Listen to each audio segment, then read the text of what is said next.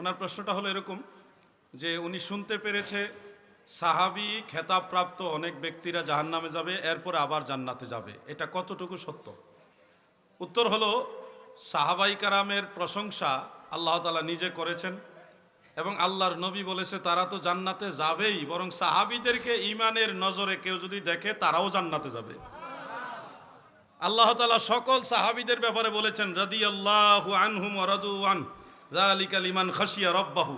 সাহাবাই কেরাম সম্পর্কে বলে আমি আল্লাহ তাদের উপরে রাজি খুশি হয়ে গেছি, তারাও আমার উপরে রাজি খুশি। দয়াল নবীজি বলেন লা তামাসসুন নারু মুসলিমান রাআনি আও রাআমান রাআনি, রাওয়াহু তিরমিজি। নবীজি বলেন যে মুসলমান আমি রাসূলুল্লাহকে দেখেছে তাদেরকে জাহান্নামের আগুন স্পর্শ করবে না, অথবা আও রাআমান রাআনি, যারা আমাকে দেখেছে মানে সাহাবাই কেরাম, সেই সাহাবীদেরকেও যারা ঈমানের নজরে দেখেছে তাদেরকেও জাহান্নামের আগুন স্পর্শ করবে না। তাহলে সাহাবীরা কত দামি। একটা হাদিস শরীফ আছে যেটা বুখারী শরীফে, যেটা দিয়ে আপনাদেরকে মিসগাইড করা হয় যে হাসরের ময়দানে হাউজে কাউসারের কিনারে এক শ্রেণীর লোক জড়ো হবে, তারা কাউসারের পানি পান করার জন্য নবীজির কাছে যাবে। ফেরেশতারা বলবে ইয়া রাসূলুল্লাহ আপনি তাদেরকে পানি পান করাবেন না। নবীজি বলবে তারা তো আমারই সঙ্গী, সেখানে আসহাব শব্দটা আসছে, তারা তো আমারই সঙ্গী। তখন ফেরেশতারা বলবে ইয়া রাসূলুল্লাহ আপনি জানেন না আপনার পর্দা নেওয়ার পরে তারা কি কি করেছে, শিরিক করেছে, বিদআত করেছে, কুফরি করেছে, এই ধরনের কথাগুলি ফেরেশতারা কারণ দর্শাবে। তখন আল্লাহর হাবিব তাদেরকে সহুকান সহুকান বলে তাড়ায় দিবে, হাউজে কাউসারে পানি পান করাবে না। এই হাদিসটাই মূলত হলো তাদের দলিল যে নবীজির সাহাবীদের একদল হাউজে কাউসারে পানি পান করতে যাবে, তাদেরকে নবীজি পানি পান করাবে না, দূর করে তাড়ায় দিবে, দূর দূর করে। মনে রাখবেন হাদিস ভুল না, হাদিস সঠিক, বুখারী শরীফের হাদিস। কিন্তু এখানে আসহাব বলতে নবীজির সাহাবাই কারামকে বোঝায়নি। নবীজি পর্দা নেওয়ার পরে এই দুনিয়াতে খারিজিরা আসছে, রাফিজিরা আসছে, মুতাজিলারা আসছে, হারুরিয়া, জাহমিয়া, ওয়াহাবি, খারিজি আসে না, কাদিয়ানি, এই যে বাতিল ফেরকা, তারাও হাসরের ময়দানে নবীজির কাছে হাউজে কাউসারে পানি পান করতে যাবে। এই হলো হাদিসের ব্যাখ্যা। সেই কাফের মুশরিক অর্থাৎ ওয়াহাবি, খারিজি, রাফিজি, মুতাজিলা, হারুরিয়া, কাদিয়ানি, এরা নবীজির কাউসারের পানি পান করার জন্য যখন যাবে ফেরেশতারা তখন বলবে পানি পান করাবেন না, নবীজি তাড়ায় দিবেন। এই হলো হাদিসের ব্যাখ্যা, যেটা ইমাম বদরুদ্দিন আইনি উমদাতুল কারির মধ্যে ক্লিয়ার করেছেন।